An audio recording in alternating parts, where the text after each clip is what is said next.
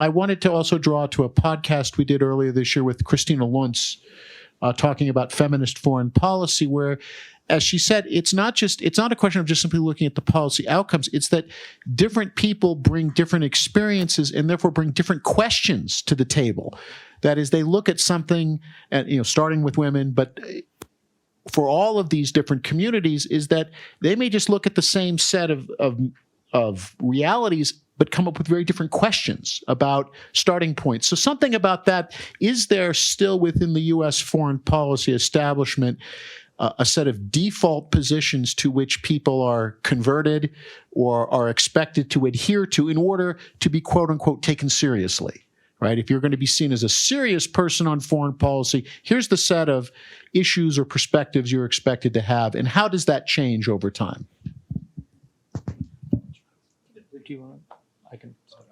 Yeah. Okay. So let me start off on this. So I think you're right in terms of this sense of a default sort of foreign policy objectives. And I think it's a question of priorities, right?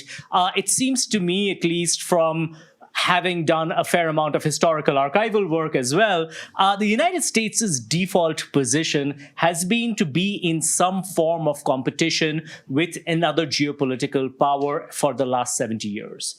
Right. And so these geopolitical powers might change, they might come and go. And for a little bit in the early 90s, it was a real existential crisis, because what do you do? The Soviet Union's collapsed, and so, but then China comes along and, all is well. The United States can reorient itself and find itself in a strategic competition with another, great emerging power or emerging great power. And I think, kind of building off what you said, Nick, I think is the question of priorities is, of course, priorities are shaped by the constituents, right? Priorities are shaped by the people who are in the decision-making chairs. And so as that demographic starts to change, priorities will start to change, right? So maybe we'll stop thinking about geopolitical competition as being the only priority, and maybe start thinking about socio and economic indicators or world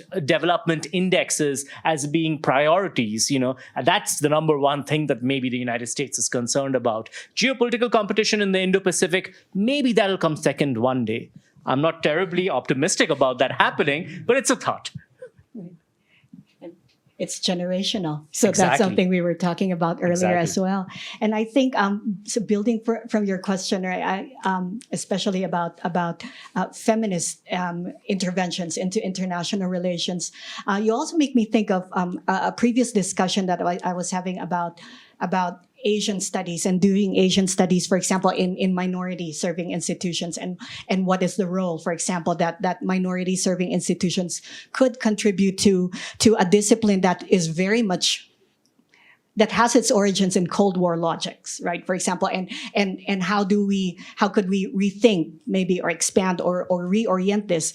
And part of the answer is the perspectives of the people who are coming in. So if we are going to, we were talking earlier about pipeline approaches, so these grassroots approaches, but also if there was like a top down, for example, like policy push towards opening up ideas and discussions about who makes foreign policy and what issues emerge. So in particular, for example, thinking about Asian studies, something that emerged for us in that discussion was that the idea of thinking about geopolitical powers and hegemonies wasn't very significant, right? So most people of Asian descent think of themselves as part of a larger diaspora, for example. And so thinking diasporically, so thinking about, for example, the knowledge production that results from Southeast Asian Americans who are based in the US, who think about US history in regards to wars in Southeast Asia, for example, and what kinds of knowledge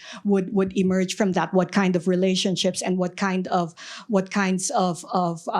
policy changes, for example, might we be able to incorporate and evaluate and place interest to? And this is again where I'm bringing my humanities flag, right? So I very much, I enjoy reading charts and I enjoy doing critical data studies, but also this is one form of knowledge, a very important creation of knowledge, but also the people who are minorities in these who come out in terms of minority positions, lesser positions, are usually always the same, right? They're people who don't have access to political or economic power, and these narratives we will find often are in cultural production, are in literature, are in media, including popular media and social media. So what would it mean then, for example, to take these forms of cultural production seriously as we do studies about even hegemonic issues in foreign affairs, and also what can come up from these inquiries. Yeah, and I'm gonna take it back a little bit, because I really, when we take a look at public opinion, at least in those constituencies, yes, there's a generational element to it, but not the generational elements, not nearly as great, particularly among Latinos and African Americans, than it is among whites. So as we diversify, which is to some extent adding that level of voice to power structures, the preferences are still in partly economic, adding some human